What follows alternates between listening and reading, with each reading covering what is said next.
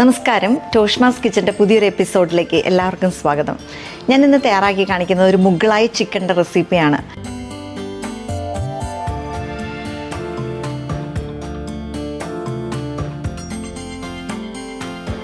ഇത് ശരിക്കും ഒരു റെസ്റ്റോറൻറ്റ് സ്റ്റൈലിലുള്ള ഒരു മീഡിയം സ്പൈസി ആയിട്ടുള്ള നല്ല ക്രീമി റിച്ച് ആയിട്ടുള്ളൊരു കറിയാണ്.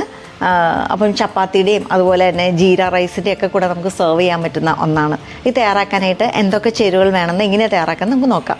ആദ്യം തന്നെ നമുക്ക് ബോൺലെസ് ചിക്കൻ ഞാൻ എടുത്തിട്ടുണ്ട്. ചിക്കൻ ബ്രസ്റ്റാണ് എടുത്തേക്കുന്നത്, അത് 1/2 കിലോ. പിന്നെ നമുക്ക് വേണ്ടത് തൈര്, നല്ല കട്ട തൈര്, അത് ഒരു 1/2 കപ്പ്. ജിഞ്ചർ ഗാർലിക് പേസ്റ്റാണ്, അത് നമുക്ക് 2 ടേബിൾ സ്പൂൺ വേണം. ഇനി നമുക്ക് മല്ലിപ്പൊടി വേണം, അത് 1 ടേബിൾ സ്പൂൺ. മുളക് പൊടി വേണം 1 ടീസ്പൂൺ. ഇത് മഞ്ഞൾപ്പൊടി 1/2 ടീസ്പൂൺ, ജീരകപ്പൊടി 1/2 ടീസ്പൂൺ, ഉപ്പ് പാകത്തിന്.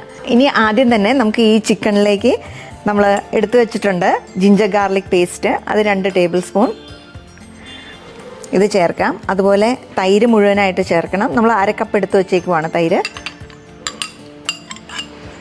പുളിയില്ലാത്ത നല്ല കട്ട തൈരാണ് എടുത്ത് വെച്ചേക്കുന്നത്, അധികം പുളിയില്ലാത്ത.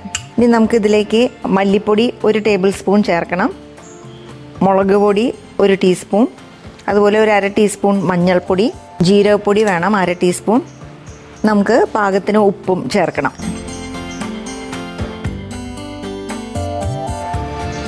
ഇതെല്ലാം കൂടി നന്നായിട്ടൊന്ന് മിക്സ് ചെയ്തിട്ട് നമുക്ക് മാരിനേറ്റ് ചെയ്ത് ഏകദേശം 1 അരമണിക്കൂർ വയ്ക്കാം.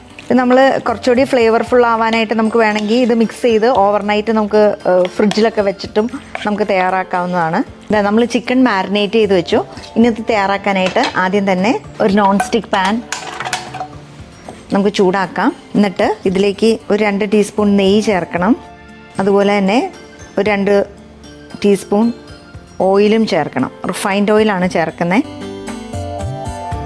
നെയ്യൊന്ന് ഉരുകി കഴിഞ്ഞ് കഴിയുമ്പം നമുക്കിതിലേക്ക് നമ്മൾ എടുത്തു വെച്ചിട്ടുണ്ട്, ഇത് സ്പൈസസ് ആണ്. അതായത് ഹോൾ സ്പൈസസ്, ഏലക്കയുണ്ട്, കറുവാപ്പട്ടയുണ്ട്, അതുപോലെ കുരുമുളകുണ്ട്, പിന്നെ നമ്മുടെ ബേ ലീവ്സ്, കറുവായില ഈ എണ്ണയിലേക്ക് ചേർക്കാം. നമ്മൾ ഈ മാരിനേറ്റ് ചെയ്ത ചിക്കൻ നമുക്ക് ഇതിലേക്ക് ചേർത്ത് കൊടുക്കണം. കുറച്ച് വെള്ളവും നമുക്ക് ചേർത്ത് കൊടുക്കാം. എന്നിട്ട് ഈ ചിക്കൻ വേവുന്നിടം വരെ നന്നായിട്ടൊന്ന് ഇടയ്ക്ക് ഇളക്കി നമുക്കൊന്ന് വേവിച്ചെടുക്കാം. ചിക്കൻ നമ്മൾ വേവിക്കാൻ വെച്ചു. അപ്പം ആ സമയം കൊണ്ട് നമുക്ക് ഇത് നട്ട്സ്, ഒരു 6 നട്ട്സും 6 ബദാമും നമ്മൾ ചൂടുവെള്ളത്തിൽ കുതിർക്കാൻ വെച്ചിട്ടുണ്ടായിരുന്നു. അപ്പം അത് നമുക്കൊന്ന് കുറച്ച് വെള്ളം ചേർത്ത് അരച്ചെടുക്കാം. അതിൻ്റെ കൂടെ തന്നെ നമുക്ക് സവോളയും വേണം. സവോള നമ്മൾ ഇതൊരു 2 സവോള വറുത്തെടുത്തതാണ്, നല്ല ഗോൾഡൻ ബ്രൗണിൽ വറുത്തെടുത്തതാണ്, ബ്രൗൺ കളറിൽ. അപ്പം അതിൻ്റെ ഒരു പകുതി സവോള നമുക്ക് ഈ നട്ട്സിൻ്റെയും അതുപോലെ തന്നെ ബദാമിൻ്റെയും കൂടെ ചേർത്ത് നമുക്ക് നന്നായിട്ടൊന്ന് അരച്ചെടുക്കണം. ഇത് ആ ഗ്രേവിക്ക് കുറച്ച് ടേസ്റ്റ് കൂട്ടാൻ വേണ്ടിയിട്ടും ഒരു നല്ല സ്മൂത്ത് ടെക്സ്ചർ ഗ്രേവിക്ക് വരാൻ വേണ്ടിയിട്ടുമാണ് നമ്മളിങ്ങനെ ചെയ്യുന്നത്. ഇത് നമുക്കൊന്ന് ക്രഷ് ചെയ്തതിന് ശേഷം നമുക്ക് കുറച്ച് വെള്ളം ചേർത്ത് നല്ല തിക്ക് ഗ്രേവി ആയിട്ട് അരച്ചെടുക്കാം.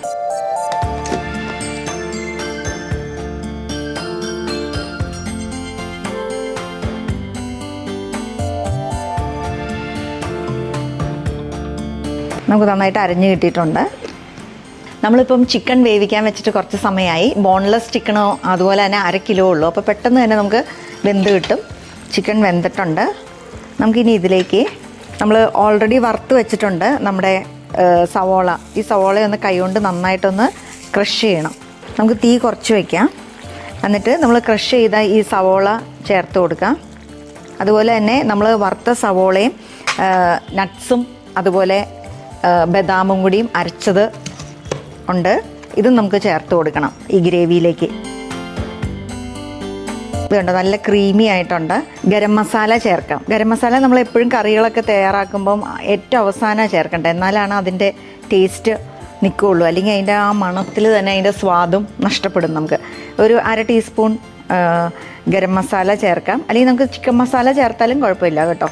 ഇനി നമ്മൾ എടുത്തു വെച്ചിട്ടുണ്ട് മല്ലിയില ചെറുതായിട്ട് അരിഞ്ഞത്, ഇതും ചേർക്കാം. നമ്മുടെ മുഗളായി ചിക്കൻ റെഡി ആയിട്ടുണ്ട്.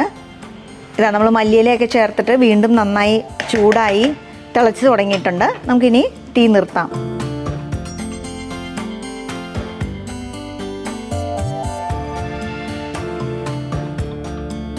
അപ്പോൾ നമ്മുടെ മുഗളായി ചിക്കൻ റെഡി ആയിട്ടുണ്ട്. ഒത്തിരി ഇൻഗ്രീഡിയൻസ് ഒക്കെ ഉണ്ടെന്ന് നമുക്ക് തോന്നുമെങ്കിലും വലിയ ബുദ്ധിമുട്ടില്ലാതെ എളുപ്പത്തിൽ തയ്യാറാക്കാവുന്ന ഒരു മുഗളായി ചിക്കൻ്റെ റെസിപ്പിയാണ്. ഞാൻ പറഞ്ഞു നല്ല ക്രീമി, നല്ല റിച്ച് ആയിട്ടുള്ളൊരു ചിക്കൻ കറിയാണ്. തീർച്ചയായിട്ടും വീടുകളിൽ ട്രൈ ചെയ്ത് നോക്കണം, നിങ്ങൾക്ക് ഇഷ്ടപ്പെടും. മറ്റൊരു നല്ല റെസിപ്പിയുമായി അടുത്ത എപ്പിസോഡിൽ നമുക്ക് വീണ്ടും കാണാം.